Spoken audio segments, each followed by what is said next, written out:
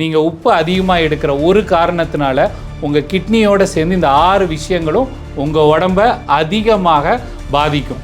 உப்பு அளவு நீங்கள் அதிகமாக சாப்பிடும்போது உங்கள் உடம்புல வந்து தண்ணி அளவு அதிகமாக தேங்க ஆரம்பிக்கும்.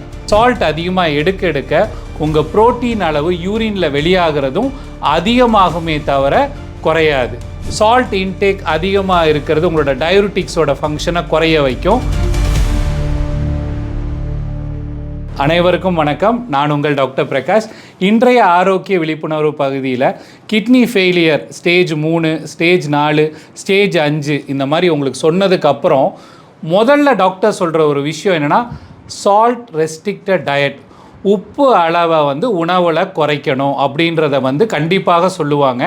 அதை ஏன் குறைக்கணும், எந்த அளவுக்கு குறைச்சி எடுக்கணும் அப்படின்றத வந்து நீங்கள் டாக்டரை பார்க்கும்போது சொல்லுவாங்க. ஏன்னா அந்த ஃபெயிலியர் ஸ்டேஜுக்கு தகுந்தபடி அந்த உப்பு அளவு வந்து நீங்கள் எடுத்துக்கணும்.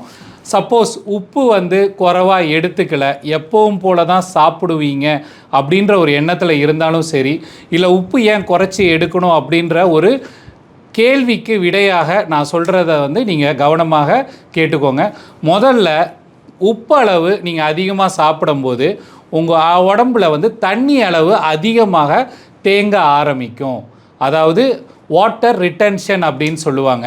இந்த வாட்டர் ரிட்டன்ஷன் இருக்கும்போது உங்களோட மூஞ்சி வீங்கிறது, உங்களோட வயிறு பகுதி வீங்கிறது, அப்புறம் கால் வீக்கம் வர்றது, இது மாதிரியான காரணத்தை உண்டு பண்ணும். அது வந்து எதனாலனா உப்பு அதிகமாக சாப்பிட்றதுனால உடம்பில் தண்ணியோட தேக்கம் அதிகமாகும். இது முக்கியமான முதல் காரணம்.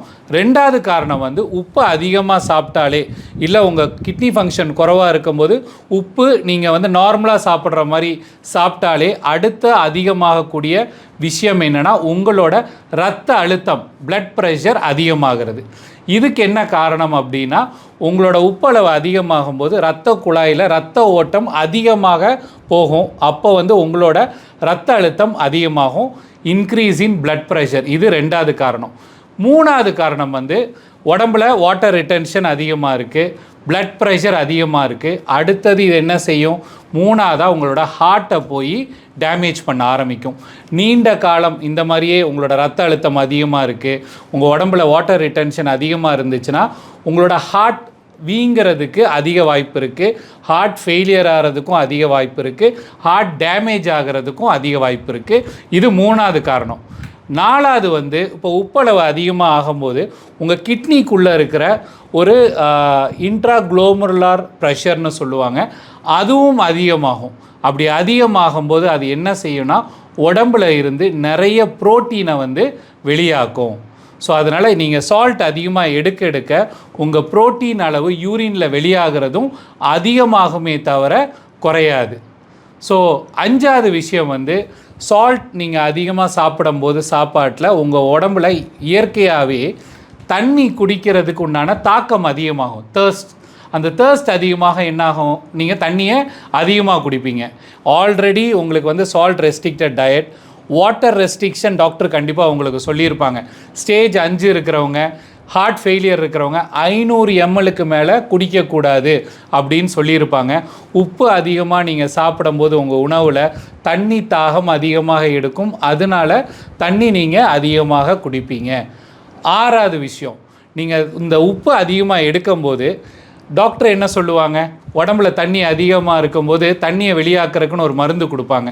அந்த மருந்தோட பேர் வந்து லாசிக்னு சொல்லுவாங்க, இல்லை ஃபியூரிசிமைட்னு சொல்லுவாங்க. இந்த மருந்தோட வேலைப்பாடு, ஃபங்க்ஷன் குறையும். டயூரிட்டிக்ஸ், சால்ட் இன்டேக் அதிகமாக இருக்கிறது உங்களோட டயூரிட்டிக்ஸோட ஃபங்க்ஷனை குறைய வைக்கும். இதனால் உங்களோட இந்த 6 பாதிப்பும் நீங்கள் உப்பு அதிகமாக எடுக்கிற ஒரு காரணத்தினால உங்கள் கிட்னியோடு சேர்ந்து இந்த 6 விஷயங்களும் உங்கள் உடம்பை அதிகமாக பாதிக்கும். இதுதான் சால்ட் நம்ம ஏன் அதிகமாக எடுக்கக்கூடாதுன்னு சொல்கிற ஒரு முக்கியமான விஷயம். முடிந்த அளவுக்கு கிட்னி பிரச்சனை இருக்கிறவங்க வெளி சாப்பாடை முடிஞ்ச அளவுக்கு குறைச்சிருங்க. வெளியில் சாப்பிடும்போது ரெஸ்டாரண்ட்டில் வந்து பார்த்திங்கன்னா உப்பு வந்து ருசிக்காக அதிகமாக தான் இருக்கும், அஜினோமோட்டோ கலப்பாங்க. எண்ணெய் வந்து அந்த ருசிக்காக நிறைய எண்ணெய்கள் போட்டு சமைக்க வேண்டிய ஒரு சூழ்நிலையாக இருக்கும். அதனால் உங்கள் உடம்பு பாதிப்பில் இருக்கும்போது மேலும் மேலும் உங்கள் உடம்புக்கு அதிக பளு வந்து நீங்கள் கொடுத்துக்கிட்டே இருப்பீங்க, அதிக பாதிப்பு அதனால் ஏற்படும். ஸோ அதனால் இது பற்றின ஒரு விவரங்கள் நீங்கள் தெரிஞ்சுட்டு உங்களோட மருத்துவரை சந்திங்க.